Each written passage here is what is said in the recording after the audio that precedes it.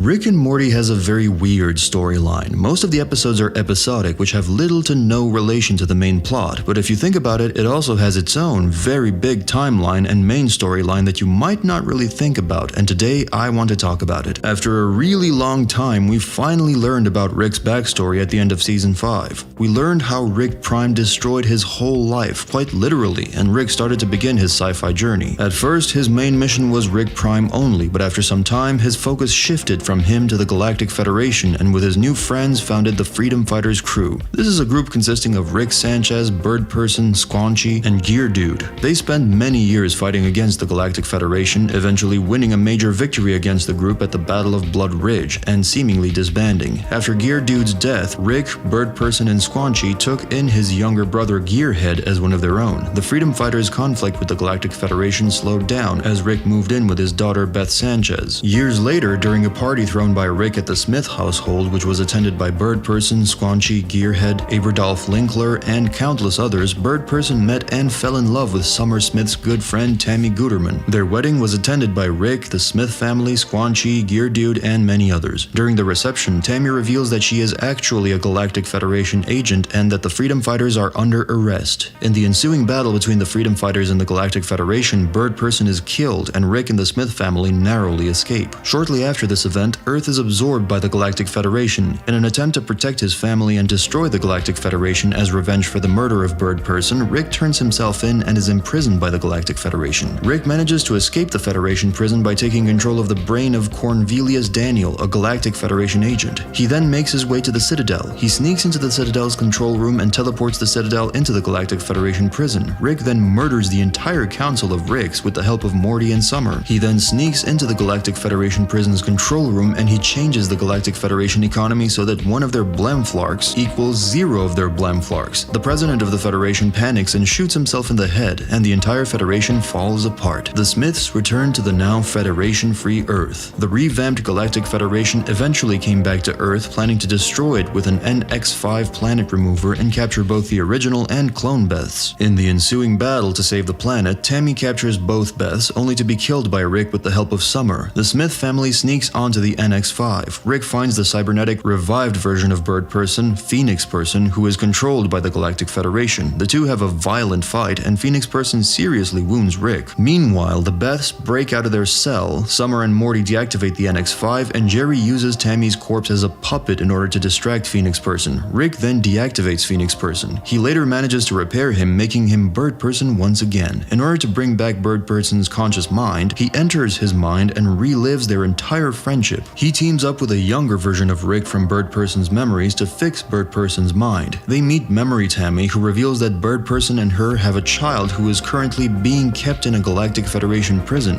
Rick, Memory Tammy, and Bird Person drive through Bird Person's memories. While being chased by another one of Bird Person's memories of Tammy, Rick and Bird Person escape through a portal and Bird Person's consciousness is fully restored. Bird Person sets out to rescue his child, leaving Rick behind. We know only of Rick, Bird Person, Squanchy, and Gear Dude being a part of this crew, but in the episode of Rick-Ternal Friendshine of the Spotless Mort, where we saw the Battle of Blood Ridge, we saw that the group consisted of more people, but who could be the other possible members of them? Well, personally, I do not really recognize any of the ones shown in this scene. However, I have a couple of them in my mind who could have been part of this group, and one of them is Crumbopulous Michael, who was a Gromflamite assassin that purchased weapons from Rick Sanchez. He only appeared in one episode since he was unalived in the very first episode that he debuted in. However, at the beginning of the episode in which Crumbopulous Michael dies, we see Rick claim an identification number when dropping Jerry off at the Jerry Baree 5126. At the end of the episode, we see that the Rick and Morty Smith being followed throughout the episode had incorrectly picked up Jerry 5126. As a result, there is a chance that the events of the episode followed a Rick other than that of the replacement dimension, and thus the Crumbopulous Michael of the universe throughout the main canon is still alive and may appear again in a future episode. The main reason why I think he is also the part of the Freedom Fighters is because the show's official art book, The Art of Rick and Morty, reveals that Crumbopulous Michael is an upper-class Grumflamite, which explains his body structure and ability to wear clothes. I don't think it's far-fetched to assume that at some point he used to work for the government but later changed his mind, and that same book also reveals that, like Rick, Bird Person, and Squanchy, Michael is also a rebel against the Galactic Federation. He's a very prominent figure in Rick and Morty comics, especially the one which is focused on Rick Sanchez's background. In that comic, we find out that Rick and Crumbopulous used to fight together against against the Galactic Federation. I really wonder what made him change his mind, since I think he is the only Gromflemite that actively fights against the Galactic Federation. Hope we'll see him again in the series and get answers to all of these questions. Another possible member of the Freedom Fighters, I think, is Mr. Nimbus. He is Rick's self-proclaimed nemesis, having a significant history with the latter, to which he was regarded as a cold-blooded killer with the ability to control the police to his whim. His presence is enough to cause distress in Rick that he might appear and refer to Rick by his full first name, Richard. It's implied that he and Rick were once close friends and embarked on adventures across the cosmos together. However, it's clear that over time their friendship fell apart over petty disagreements and the two became enemies. They eventually established a treaty to not attack each other, which was accidentally broken by Summer. And the final person whom I think could be part of this crew is Kyle. Not many people know this detail about Rick's backstory, but Rick actually had a partner before Morty, and his name is, or was, Kyle. The very first time when we heard about him was in the first episode of the 5th season. In that episode, Mr. Nimbus remarks in reference to Morty that he liked Rick's other one, Kyle, more. Morty starts to inquire but is brushed aside by Rick. This wasn't the only time when he was mentioned in that season. In the 9th episode of that same season, one of the options on Rick's Wheel of Better Things Than Morty is Kyle 2.0, which most likely is the reference to the same Kyle which Mr. Nimbus mentioned in the first episode of the season. This seems to be the only information that we have about him, and I hope we will hear about him in the next season. As I said earlier, it seems that the Freedom Fighters have been disbanded. After he started living with his daughter, Rick decided to leave his rebellious life, but right now, things have changed. The finale of the 6th season was just a build-up for the Rick Prime saga. According to Rick, this was the closest he has ever been to catching Prime, which has been one of, if not the biggest goals of his life after the death of his wife and daughter. He allowed Morty to join him in order to catch his real arch-nemesis, which will most likely be the main focus of the 7th season, but I don't think Morty will be the only one who will fight alongside them. I think the other Freedom Fighters, such as Squanchy, Birdperson, Crumbopulous Michael, Mr. Nimbus, and even Space Beth will join him, and they will form the new Freedom Fighters in order to help their close friend to achieve his lifelong goal. It will be the perfect way to bring the OG Freedom Fighters into the show too, since it has been a while since we saw Birdperson, Crumbopulous Michael, and Squanchy in action. They haven't appeared a single time in the last season. Speaking of Space Beth, just like her father, she has also founded a rebellious group that opposes the Defiance, which was founded in response to the rise of the new Galactic Federation, a new version of the old Galactic Federation which collapsed due to the actions of Rick Sanchez. Beth Smith formed the group with other aliens that wished to oppose the rising Federation, and her actions with the group eventually made her the most wanted creature in the galaxy. Beth led a team of resistance fighters in an assault at a new Galactic Federation outpost. They triggered explosives inside of the main building before escaping to their ship and shooting down all the Gromflemite soldiers chasing them. Beth wanted to allow a single Federation soldier to survive in order to spread the word about the Defiance. The bug soldier was, however, unable to remember her name and thereby became useless, resulting in Beth killing him as well. The team returned to their base where their doctor fixed Beth's robotic arm and found an electronic device in her neck.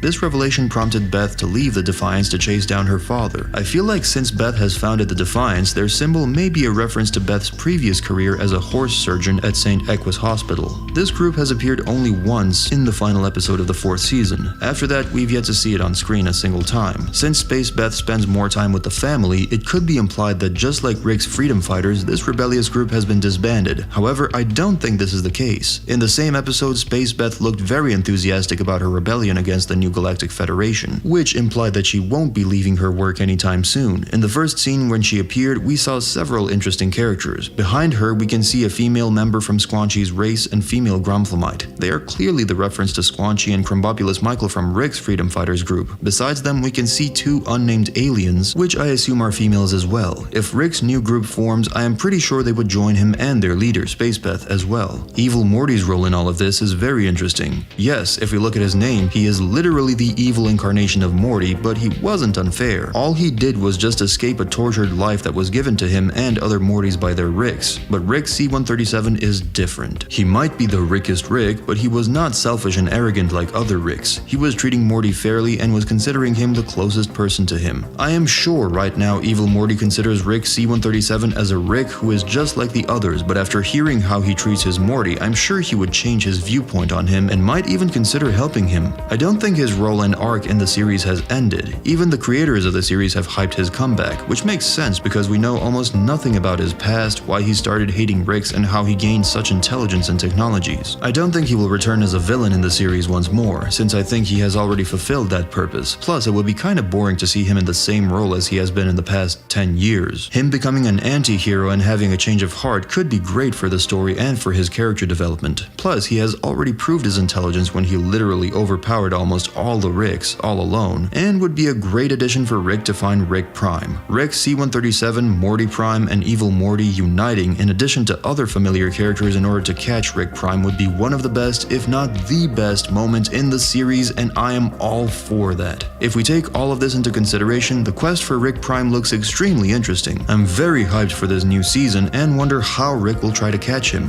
What do you think? Will Rick form a new freedom fighter group? Who will join him? Let me know in the comments, like this video, and subscribe to the channel for more. Lonnie Brooks out. Bye.